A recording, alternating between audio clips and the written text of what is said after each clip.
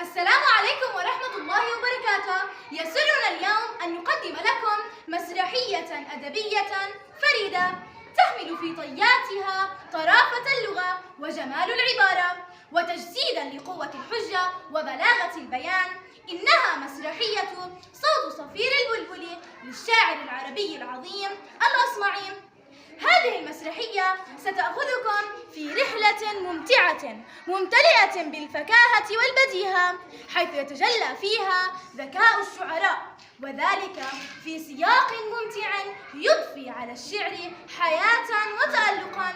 فأهلا وسهلا بكم مع عرضنا المتواضع، ونرجو أن تستمتعوا وتستفيدوا. يحكى بأن الأصمعي سمع بأن الشعراء قد ضيق عليهم من قبل الخليفة العباسي أبي جعفر المنصور، فهو يحفظ كل قصيدة يقولونها ويدعي بأنه سمعها من قبل. فبعد أن ينتهي الشاعر من إلقاء القصيدة يقوم الأمير بسردها عليه، بل ويزيد أن عنده خادم وجارية يحفظان القصيدة، ويعمل هذا العمل مع كل الشعراء. أيها الغلام، أيتها الجارية. نعم يا مولاي. هل تعلمان ماذا تقولان؟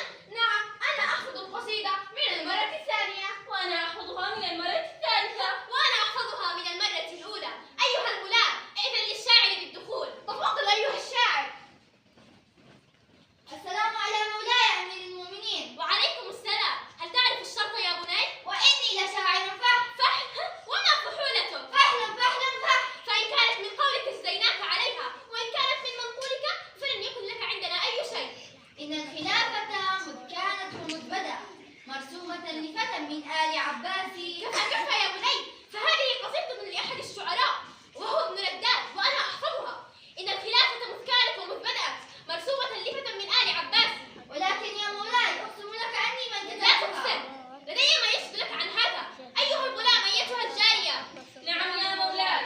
هل سمعت بالشاعر ابن رداد؟ نعم، إن الخلافة مذ كانت ومذ بدأت مرسومة لفتى من آل عباس. وأنت هل تعرفينها؟ نعم يا مولاي، إن الخلافة مذ كانت ومذ بدأت مرسومة لفتى من آل عباس.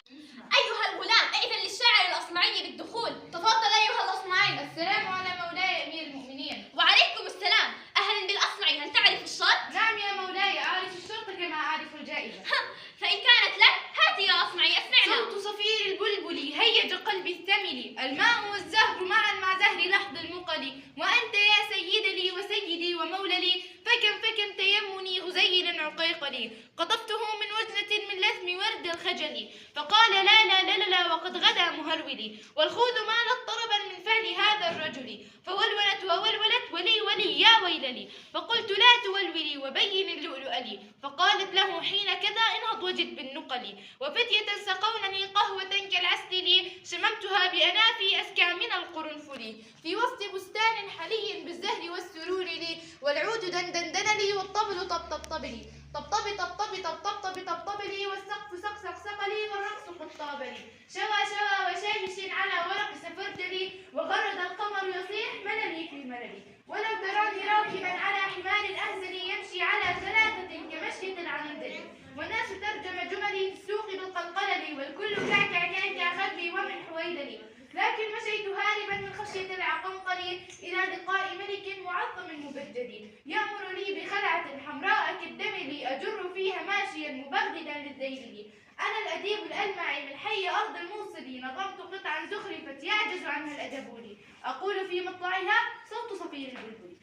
ما رأيك يا مولاي؟ رأيي في ماذا؟ رأيك في قصيدتي؟ لا والله لم أسمعها من قبل، ولكن دعني أولا أسأل الذي. أيها الغلام، أيتها الجارية. نعم يا مولاي. هل سمعت بقصيدة مطلعها صوت صفير البلبل؟ نعم، صوت صفير البلبل هيجا. أسف يا مولاي، لقد نسيتها.